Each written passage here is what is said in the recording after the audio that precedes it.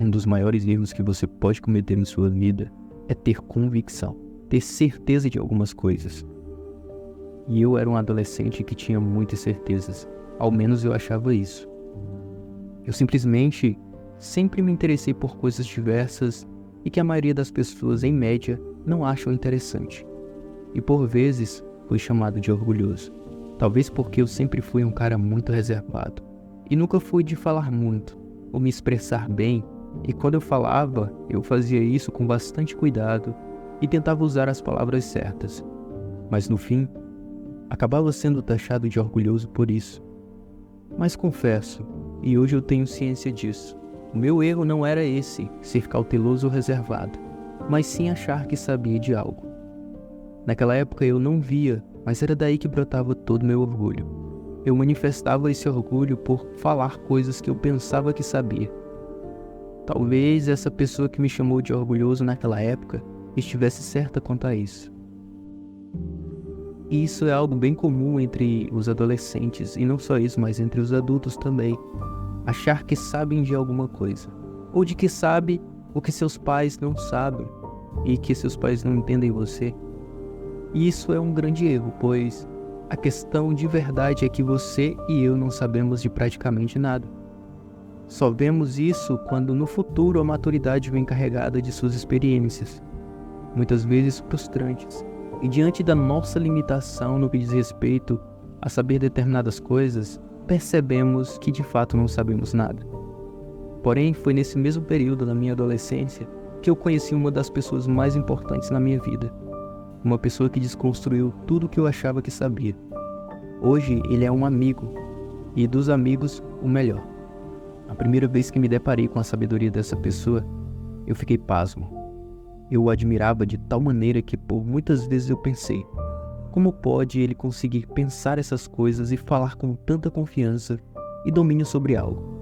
E ainda no fim, desconstruir e destruir todas as minhas estruturas. Aliás, na época, eu que achava que sabia de algo, tinha lá meus 16 a 17 anos, e ele já tinha seus 25, 26, não sei bem, eu acho que era por aí. Já era um cara bem maduro, mas ainda assim, muito novo para saber tanta coisa.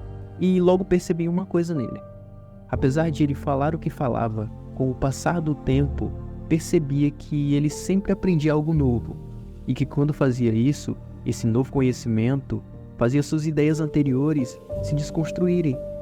Ele por si só desconstruía suas próprias ideias, mas tinha um diferencial.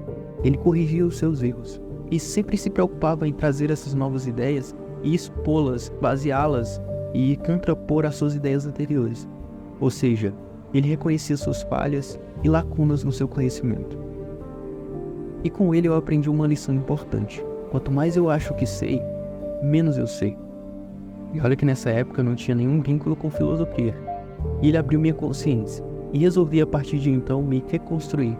Reconstruir minhas ideias, minhas convicções e até mesmo a minha forma de comunicar as coisas. Decidi me tornar submisso à incerteza de minhas ideias e crenças, pois eu estava cansado de me basear em ideias fúteis, em coisas passageiras que não me levavam a lugar nenhum, e ainda por cima, me faziam sentir frustrado. Resolvi abrir mão do que eu achava que sabia. E falando isso, eu lembro de um trecho de uma rima que diz o seguinte: eu adaptei para mim. Ela fala assim, mais ou menos: não compro carros, primeiro porque não tenho dinheiro para isso é óbvio. Mas ainda mais importante é porque eles não me levam aonde eu de fato quero ir. Esses carros são carros de verdade, pense assim. Mas podemos fazer uma analogia com nossas convicções. Nossas convicções podem ser compradas, adquiridas por ideias que você talvez achou legal, pessoas importantes que lhe fizeram acreditar em determinadas coisas, ou mesmo os livros que leu de homens que você admira muito. Mas essas convicções te levarão a lugar nenhum, ao menos não aonde você quer ir. Sabe o que te levará aonde você realmente quer ir? Que talvez até você não saiba aonde? As suas ideias, aquelas que partem de você, que partem do acúmulo de suas experiências de vida e o conhecimento que você adquiriu. Mas ideias que são passíveis de mudar o tempo todo, pois elas também podem ser aperfeiçoadas. Mas pior de tudo isso é que dói muito. O fato de abrir mão de suas certezas e mudar é algo difícil de se fazer, e não é tão simples assim. Não é do dia para a noite que a apertando o botão você deleta ou apaga aquela convicção que você tem na sua mente. É um processo bastante desgastante e lhe exigirá muito esforço, mas no final valerá a pena. E veja, é justamente por essa dificuldade de mudar que as pessoas se apegam à estagnação, ao medo de mudar, ao conformismo e se confortam no estado em que estão. Todos nós temos o instinto natural de permanecer imóveis, mas eis a questão. A vida é como um jogo que você entra sem saber das regras ou como jogar. Mas você vai observando os jogadores ao seu redor e vai aprendendo a jogar. Assim, nossas convicções muitas vezes são resultados de nossas próprias realidades e das pessoas que nos cercam. Quando você percebe que tudo isso é um jogo, você começa a replicar o comportamento das outras pessoas, mas você não sabe o que de fato está fazendo, e nem mesmo por que está fazendo isso. E essa é a primeira coisa que você precisa fazer: cortar esse instinto natural de seguir a massa, o rebanho, ou mesmo as ideias de outras pessoas próximas a você. Ideias que você acredita serem absolutamente certas, mas de fato podem não ser. Mas como você pode começar a fazer isso? Primeiro, se questione. Questione-se sobre suas próprias ideias e principalmente sobre as ideias de outras pessoas. Isso não é errado de se fazer. Na verdade, é muito saudável. Antes de achar algo, de falar algo, pense. Se questione sobre isso. No final, não sei dizer como chegará ao resultado, mas sei que perceberá que não sabia de fato o que você pensava que sabia. Na verdade, precisamos mesmo exercitar o nosso senso crítico. Não estou dizendo para negar tudo e dizer que tudo é errado. Não é isso. Mas se questione e procure ser mais cuidadoso com o que você ouve e fala, e com o que acredita ser certo.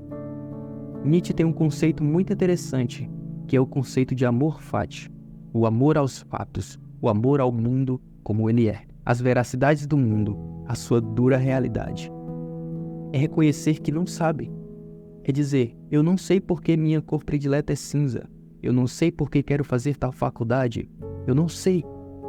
Quando você reconhece isso, que não sabe, e para pensar um pouco por que você não sabe, por que você faz isso, você vai perceber que tudo isso não passa de algo que você absorveu de alguém. Você só está replicando. Daí percebemos que estamos mentindo para nós mesmos. E mentir para si mesmo é um processo mais comum do que você pode imaginar. E sejamos sinceros, quantas vezes você mentiu para você mesmo? Durante toda a sua vida, até determinado momento, você percebeu que estava mentindo o tempo todo para si. Mas para pensar. Olha ao seu redor. Se você mente tanto para si, imagina só o quanto as pessoas mentem umas para as outras, ou mesmo mentem para você. Por isso, aproveita esse momento para dizer, se tens alguma opinião sobre mim, sobre o canal, sobre o meu conteúdo que ache relevante falar, faça isso da maneira mais sincera que puder. Eu prefiro construir relacionamentos assim, porque se você mente para si e mente para os outros, você constrói tudo à base de mentiras. E é muito difícil pensar dessa forma. Como essa faculdade é a que quero realmente fazer? São essas pessoas que quero ter ao meu redor? São realmente esses objetivos que quero para mim? Ou eles foram implantados por outras pessoas? É por isso que é tão forte e profundo quando Nietzsche diz o seguinte: quanta verdade você pode suportar? Ele quer dizer até que ponto você está disposto a ir para descobrir a verdade. Quanta dor e sofrimento você pode suportar em favor da verdade e de uma vida mais plena. Isso, meus amigos, é o amor fati em sua mais pura essência. Viver e suportar a verdade do mundo com toda a sua plenitude. Amor aos fatos, à verdade e não às ideias que lhe trazem conforto. E esse é o motivo porque muitas pessoas acham que a ignorância é uma bênção. Porque pessoas ignorantes limitam seu campo de visão em uma bolha. Se cercam daquilo que somente agrada o seu pensamento e suas convicções. E isso parece ser bom. Mas pense comigo. Uma construção, por mais bela que seja, por mais grandiosa que seja, por mais sublime que possa ser, se manterá firme se for construída numa estrutura instável, uma estrutura de areia, por exemplo? Certamente não. Assim, também é a vida à base de mentiras, facilmente desconstruída. Já uma vida de verdades fatídicas e realistas essa sim é inabalável. Espero que essas ideias tenham feito você refletir sobre a sua vida, sobre as suas ideias e sobre as suas convicções. Grande abraço e até mais.